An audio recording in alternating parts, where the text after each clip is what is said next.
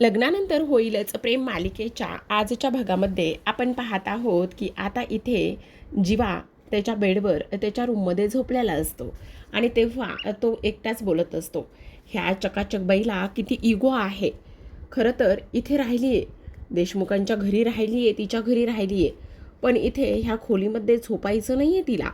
खरंच काय बोलावं ना, काहीच कळत नाही आहे. मला वाटलं होतं आता आली आहे तर ह्या खोलीमध्ये येईल, इथे ह्या बेडवरती येऊन झोपेल, पण नाही, तिला अजिबात ते तसं काहीच करायचं नाही आहे. असू दे, तिच्यामध्ये एवढा इगो आहे तर मग मी तरी कशाला आणि का बरं माघार घेऊ, असं आता इकडे जीवा म्हणत असतो. तेवढ्यातच झोपलेल्या जीवाच्या केसामधून आता हात फिरवला जातो. आता केसामधून हात फिरवत असताना आपण पाहतो की इकडे जीवा म्हणत असतो, आता कशाला आली आहेस? अगोदर तर मोठ्या तोऱ्यामध्ये इथून निघून गेली होतीस. अगोदर तर एवढ्या मोठ्या तोऱ्यात निघून गेलीस की काही विचारायची सोयच नाही आहे. मग आत्ता तू या घडीला इथे का आणि कशासाठी आलेली आहेस, असं सुद्धा आता इकडे ती बोलत असते. त्याचबरोबर हे सगळं काही बोलत असताना आता इकडे जो काही जीवा आहे तो म्हणत असतो, गप्प बस हा नंदिनी, तुला मी गप्प बसायला सांगितले. आत्ताच्या आत्ता तो हात बाजूला काढ. तू माझ्या डोक्यामध्ये कितीही वेळा हात ठेवलास ना तरी मला काही एक फरक पडणार नाही. तुला मी सांगितलंय ना, आत्ताच्या आत्ता तो डोक्यामधून हात बाजूला काढ, असं आता इथे जो काही जीवा आहे तो इथे बोलत असतो. आता ह्या सर्व काही गोष्टी इथे बोलत असताना तो पाठीमागे वळून पाहतो, तर पाठीमागे असतो तो म्हणजेच की पार्थ. कारण तो पार्थचा हात असतो आणि तेव्हा ह्यानं पाहिल्यानंतर इथे त्याला धक्काच बसतो. त्यावर आता इकडे लगेचच पार्थ म्हणत असतो, बघितलं बघितलं काय चाललेलं आहे तुझं. मी तुला म्हटलं ना की इकडे नंदिनीची एवढी सगळी काही आठवण येते, तर एवढे आडेवेडे आणि ह्या सर्व गोष्टी घेण्याची काही एक गरज नाही. पण बाबा, तुला किती आडेवेडे घ्यायचेत, तुला किती आणि काय काय करायचे, ह्या गोष्टी तर तुला समजतच नाही आहेत. त्यावर आता इकडे जीवा म्हणत असतो, नाही काय नाही, तू आहेस का, कळतंय कळतंय, मला सर्व काही गोष्टी इथे कळत आहेत. तू हे सगळं मुद्दामून केलं आहेस ना, आणि मी काही एवढा वेडा नाही आहे. तुझ्यामध्ये आणि नंदिनीच्या त्या बोटामध्ये मला फरक समजला होता.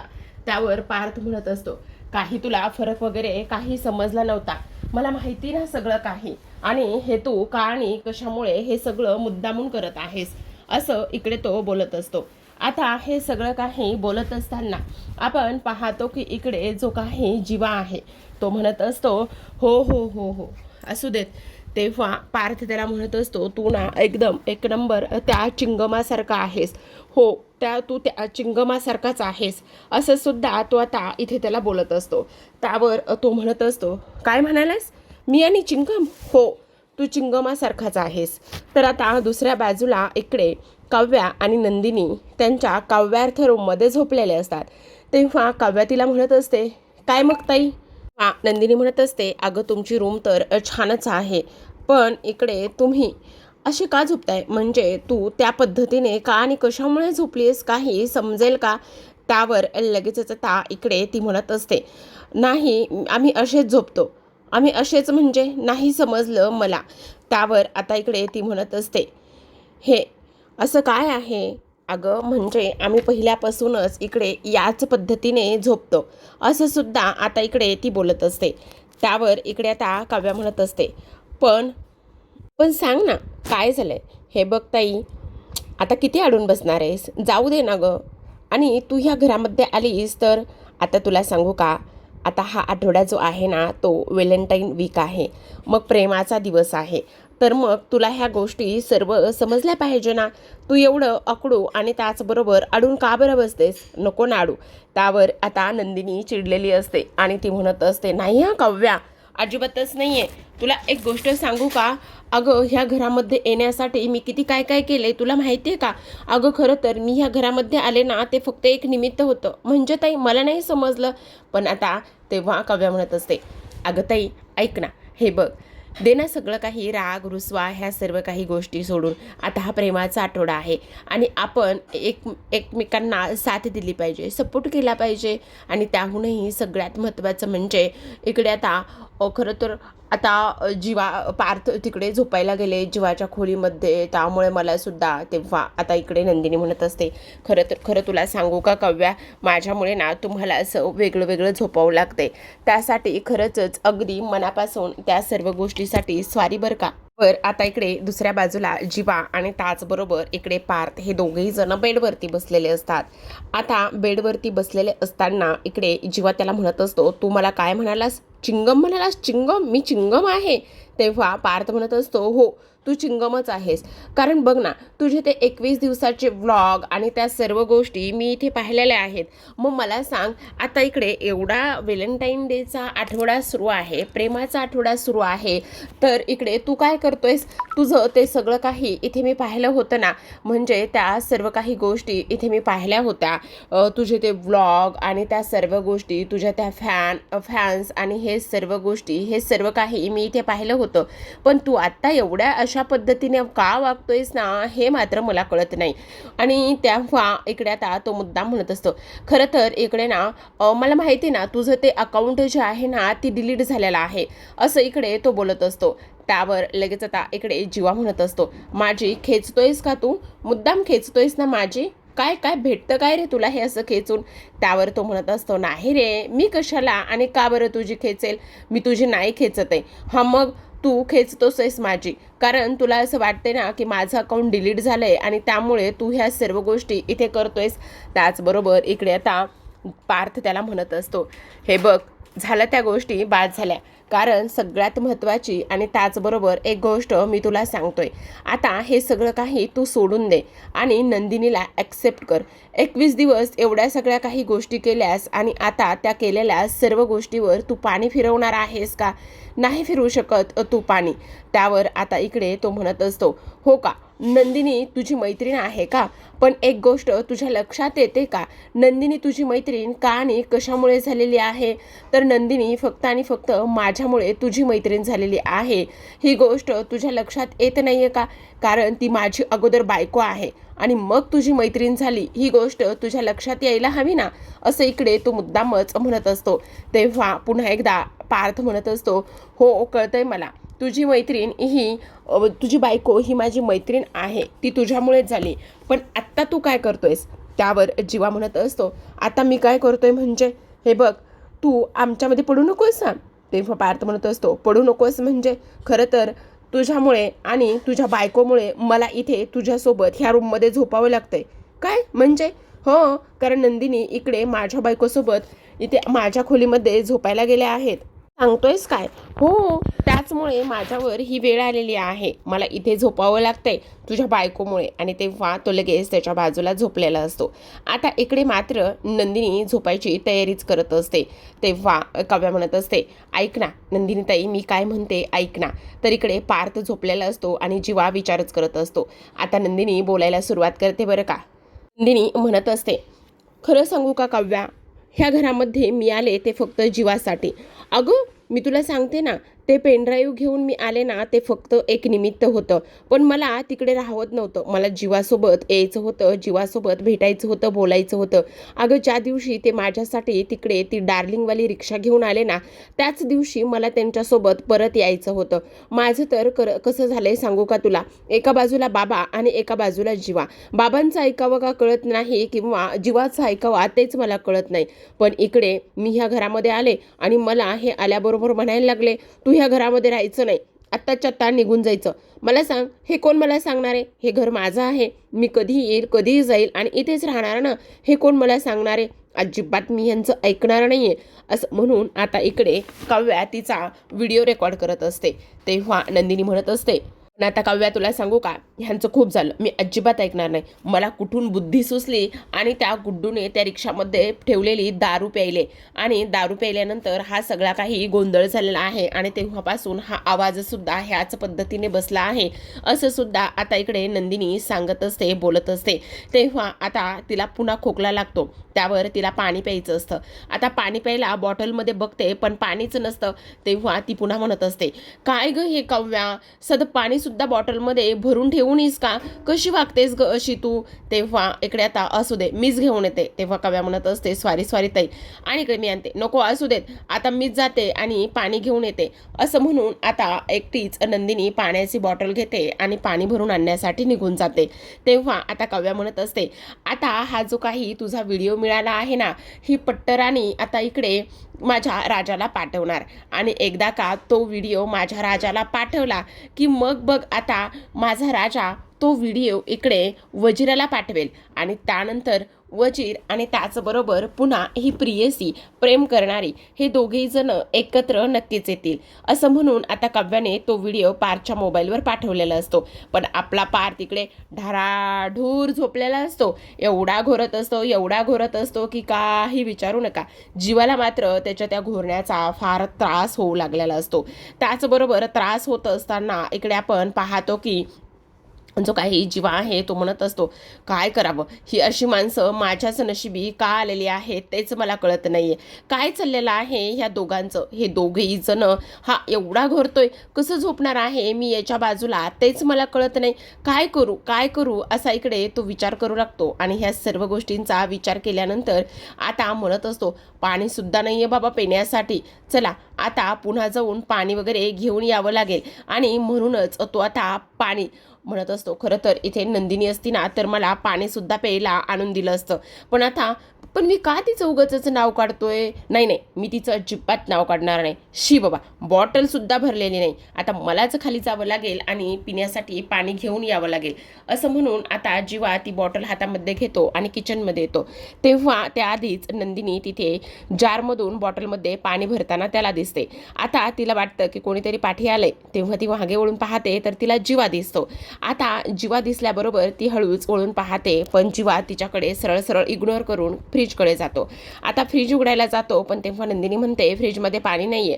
असं म्हणून आता जीवा तिच्या बाजूला येऊन उभा राहतो. आता नंदिनीने एक बॉटल भरलेली असते, ती बॉटल ती इकडे जीवाकडे पकडते, आणि जीवाकडे ती बॉटल पकडल्यानंतर आता जीवा म्हणत असतो, नाही नको, काही गरज नाहीये. तेव्हा नंदिनीची बॉटल हातामध्ये दिलेली असते, पण त्यानं ती न घेताच इकडे शांत झालेला असतो. नंदिनी हसूनच त्याला म्हणत असते, घ्या ना प्लीज घ्या ना.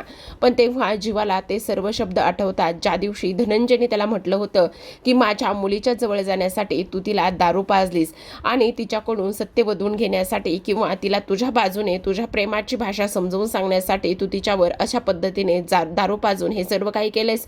तेव्हा नंदिनीने सांगितलेलं असतं की जीवा मला काहीच आठवत नाहीये, मला माफ करा जीवा. हे सगळं काही इकडे आता ती बोललेली असते.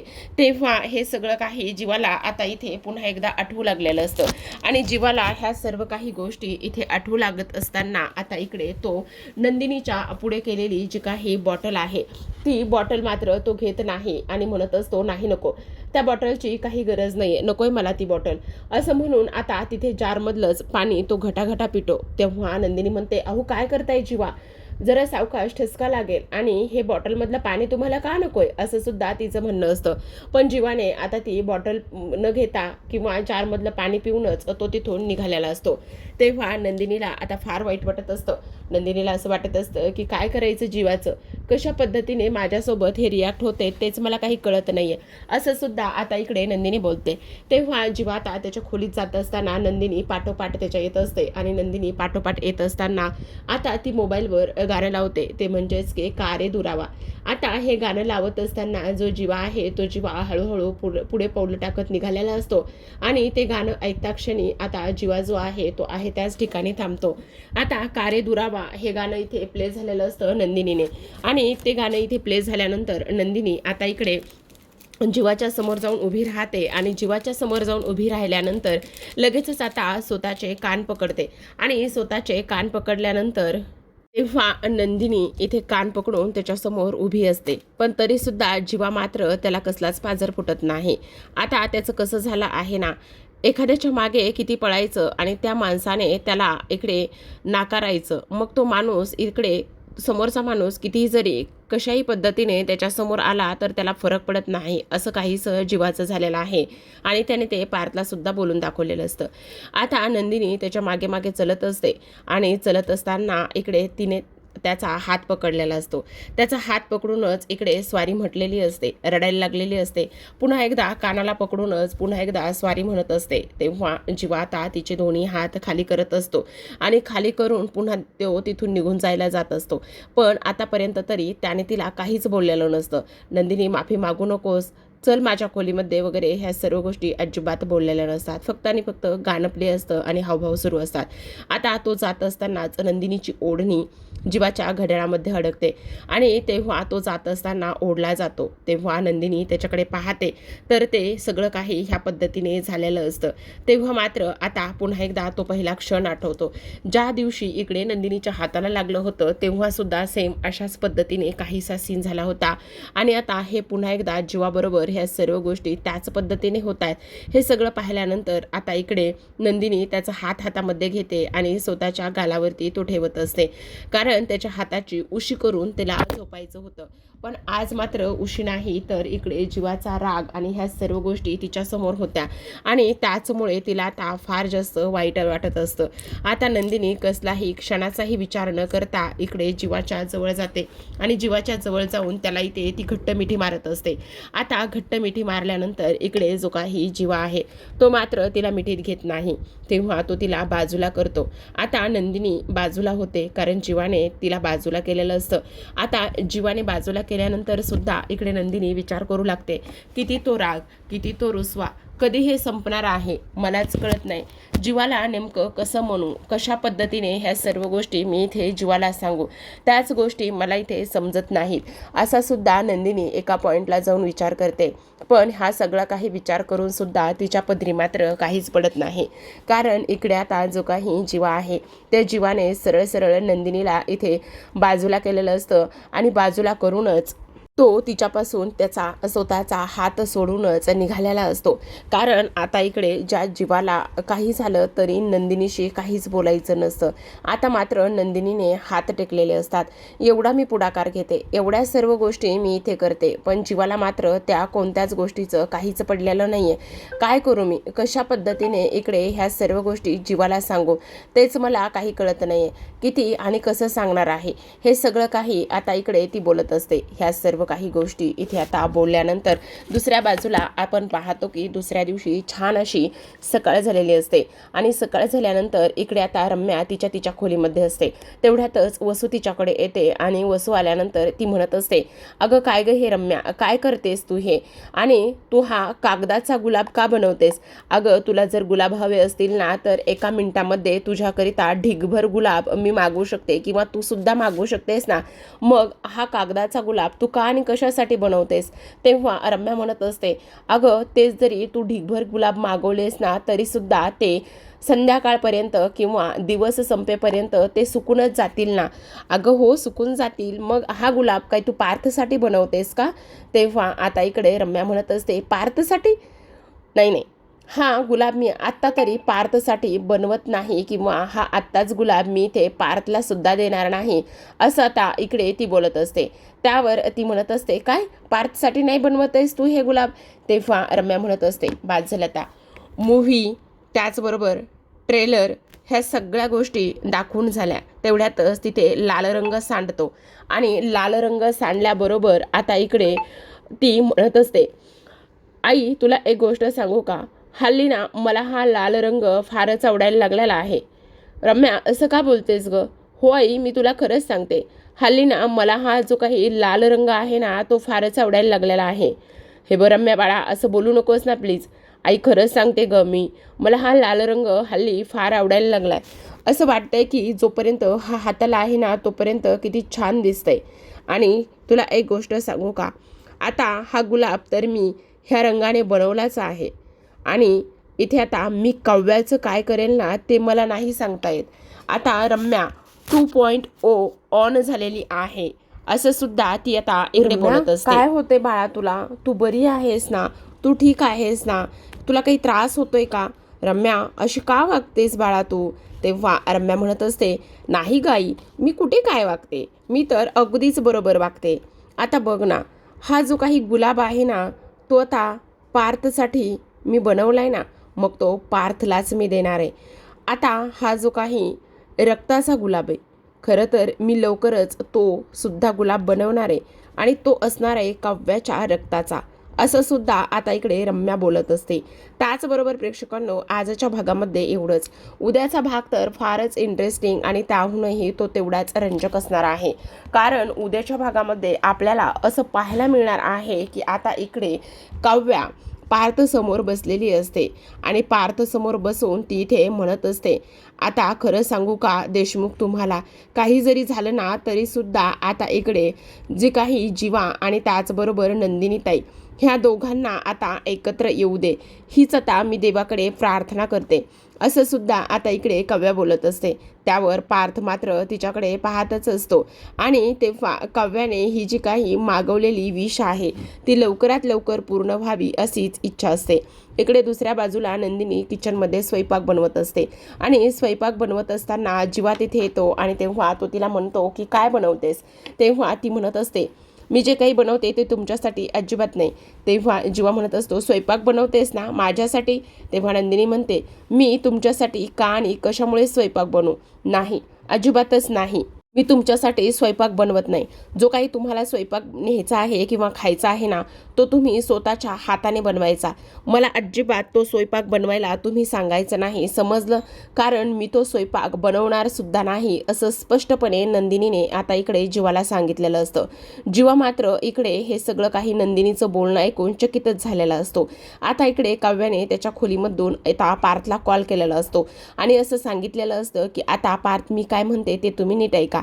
जीवाचा मोबाईल घ्या आणि जीवाचा मोबाईल घेऊन इथे नंदिनीताईच्या फोनवर एक मेसेज करा की तुम्हाला मिलन कॅफेमध्ये येऊन भेट म्हणून. तेव्हा पार्थ म्हणत असतो, म्हणजे मला नाही समजलं. तेव्हा आता इकडे काव्या म्हणत असते, आता जर नंदिनीताईच्या फोनवर इकडे जीवाच्या फोनवरून मेसेज आला तर नंदिनीताई मिलन कॅफेमध्ये भेटायला जाईल ना, आणि मग मिलन कॅफेमध्ये भेटायला गेल्यानंतर दोघांचंही मिलन होईल. असं आता इकडे काव्याचा हा जो काही प्लॅन आहे तो प्लॅन वर्क करण्यासाठी पार्थ जीवाचा गुपचूप मोबाईल काढून घेतो आणि त्याच्या मोबाईलवरून इकडे आता तो नंदिनीताईला मेसेज करतो. आता काव्या नंदिनीचा फोन हातामध्ये घेते आणि तो मेसेज वाचते. तेव्हा मात्र ती शॉक लागल्यासारखं. आता प्रेक्षकांनो, नेमका पार्थने कसा मेसेज केला असेल का इकडे काव्याला दुसराच मेसेज दिसला असेल हे पाहणं इंटरेस्टिंग असणार आहे. तर अशाच नवनवीन मालिकांचे अपडेट पाहायचे असतील, जाणून घ्यायचे असतील तर नक्की चॅनलला सबस्क्राईब करा आणि पाहत राहा लग्नानंतर होईलच प्रेम. भेटूयात उद्याच्या भागामध्ये. तोपर्यंत धन्यवाद.